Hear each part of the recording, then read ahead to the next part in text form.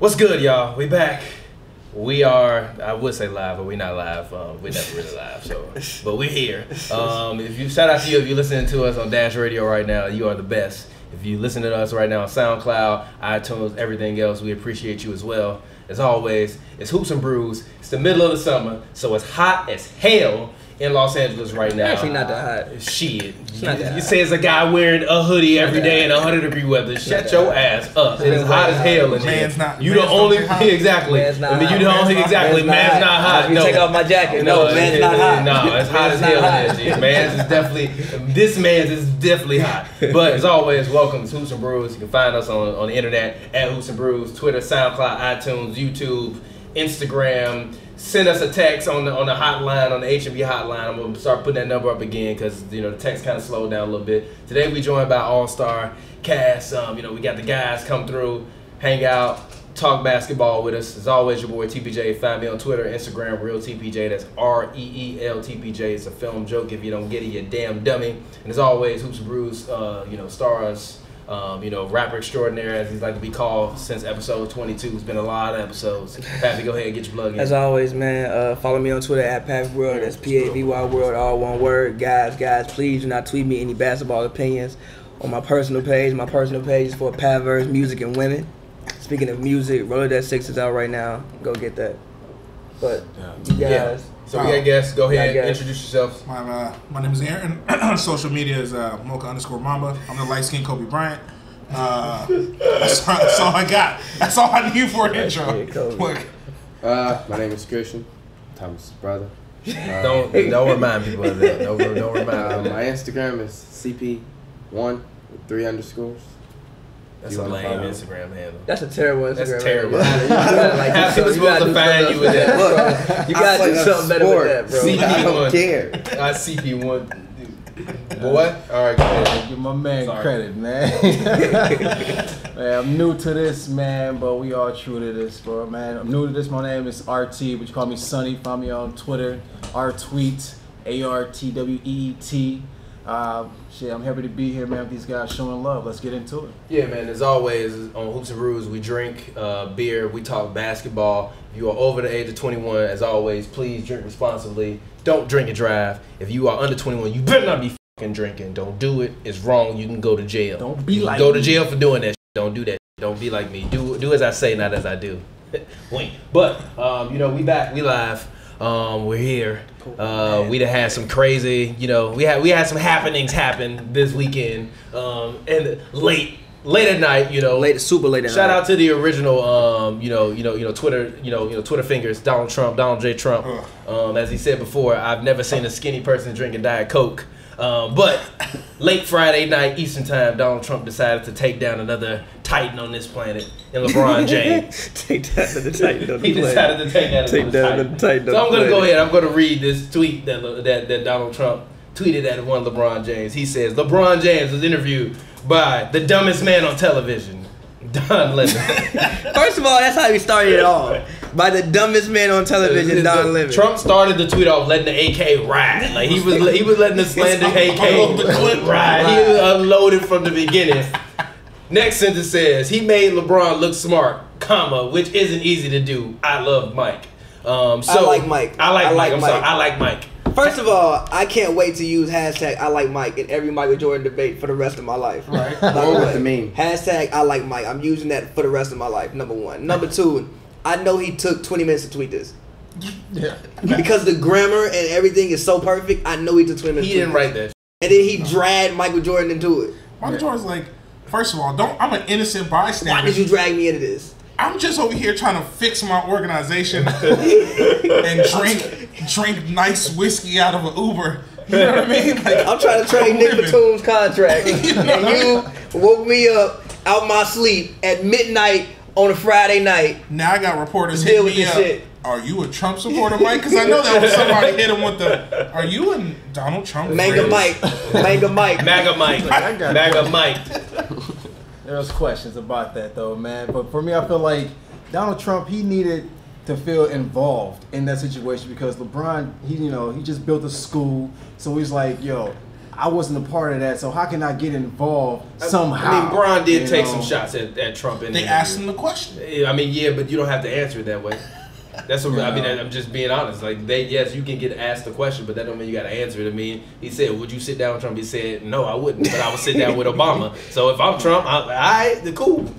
It's all fair game now. I mean, it's unnecessary as the president. Yeah, sure, unnecessary. It's supremely unnecessary. We're not arguing that it was necessary, but I mean, go ahead. I I feel him, but at the same time, like, you had nothing better to do at midnight on a Friday night besides talk about LeBron James. What's wrong with that? He's not actually a president. He doesn't actually do anything. Like, you know what I mean? Like, he does. He's been undoing everything Obama did. That's what he's doing. He hates black excellence. Let's put that's what. Actually, that's a question. I mean, kind of in line with this. Do you think Trump has an agenda against black athletes? I think he has an agenda against black excellence. I think he has an agenda against what was the rule? You immediately violating the rule already. You immediately violating the rule already. Go ahead, Boko Mama. But that's what I think. I think anytime, first of all, anytime a man or anybody gets attention that is opposite of Trump, he has to react, right? Like, he is an attention whore. Like, that's what he does, right? That's why he has a platform. That's why he's president. That's why he's president. So anytime someone can detract from his greatness, or he feels like they're subtracting from his greatness, he's going to react and he's going to comment, right? Mm-hmm. You can say the same thing about Kevin Durant. You can say the same thing. Kevin Durant just Katie is the NBA Trump. That's deep. Stretching it there, man. That's gonna be the title of this episode. Katie is the NBA. Katie gonna find that and destroy us. He's definitely gonna find that. If that's the headline, he's gonna comment. He's gonna comment on that. Good, please. That's definitely gonna be the title of this episode. Katie is the NBA Trump. I think Katie just enjoys the debate. The problem with Trump is he doesn't even want to debate. Like, he won't even have the conversation. Katie won't. Katie will have the conversation. He'll have that uncomfortable conversation. But anyway. I feel like Trump used to. Now that he's the president, he's like, I don't care. I'm just gonna say what I want to say. Before on Twitter, when people respond, he would cut back at some people. Did he go at Mark Cuban once, like, on Twitter? Trump been clapping back at everybody since 2010, since he got on Twitter. Yeah, I guarantee you, Trump's first tweet was probably clapping at somebody. Donald Trump's on Actually, I'm finna Google it right now. Donald Trump's first tweet. But at the same time, you got to think about it. Him and Mark Cuban was on Celebrity, whatever that thing is. Shark Tank. They were. Yeah, one of those. Fair, they were. Damn, they were. Donald Trump has been on Twitter since May of 2009. His first ever tweet was, in fact, it was a plug for, it was actually a plug for an upcoming late night thing. So yeah, and even his first tweet as POTUS was like his inauguration day speech. But we've seen some nasty tweets from Trump. I don't necessarily know if it's an agenda against black athletes. I just think he just got an agenda against everything. Like, seriously, he just anti-everything. He's anti everything that ain't white. Literally. If you're not white and rich, he don't care about you. He didn't come at poor Trump. So poor white people. Trump don't give a about you either, bro.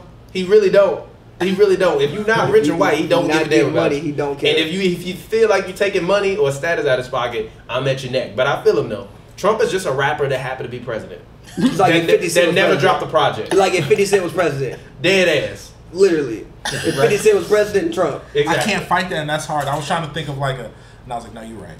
I mean, seriously, like you can't even argue it. So like when he going against athletes, like but also the other thing is like white athletes aren't going at Trump.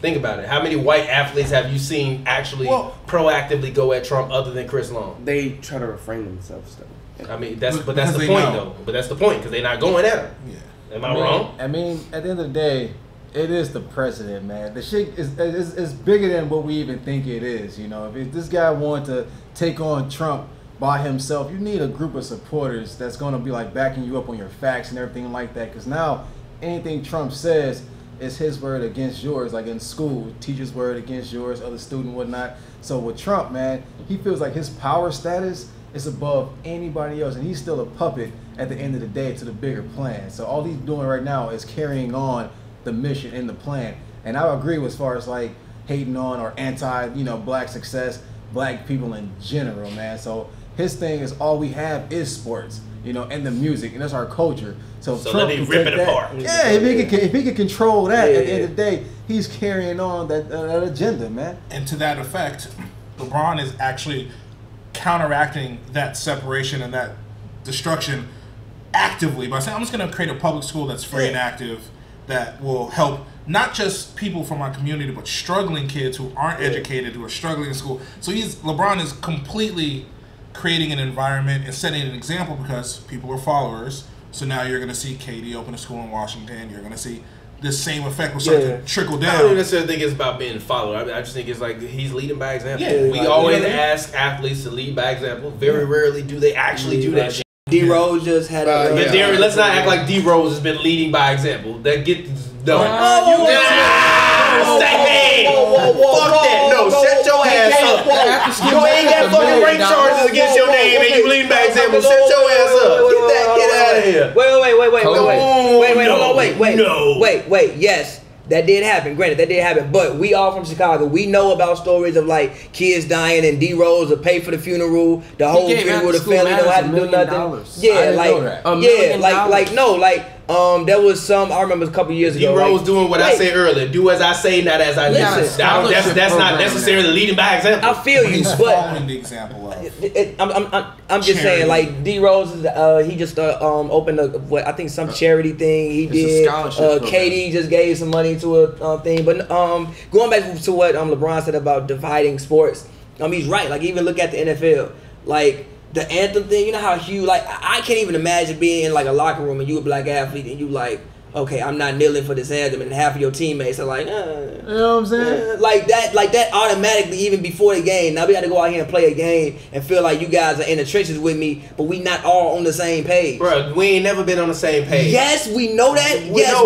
No, fuck all the polite bullshit. We know that. Black athletes and white athletes ain't never been on the same page. Listen. I'm asking you. When have black athletes and white athletes been on the same page? When have they been on the same page? They ain't never been on the same page. So don't start like the anthem all of a sudden dividing motherfuckers. They ain't never been on the same page.